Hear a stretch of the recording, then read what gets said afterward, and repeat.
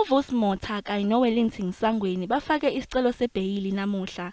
Babhekene necala lokutholakala nesibhamu ezingekho emthethweni kanye nokwenza okuphambene nomthetho wokusetshenziswa kwezibhamu. Laba bobabili baboshwa emva kokubulawa kwekhansela le-ANC uSibonelo Ntshangase, uSizwe Mbingo kanye noSandile Khumalo ngoZibandlela wanyakenye.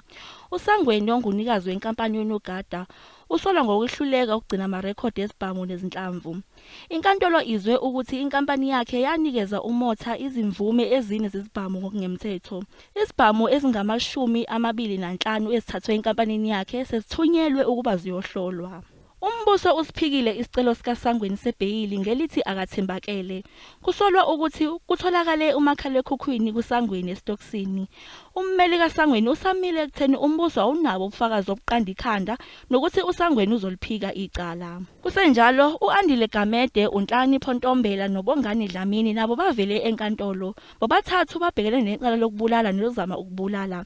Icala labo lihlehliselwe uLesibili olizayo ukuze bafake isicelo sebheyili ngokusemthethweni.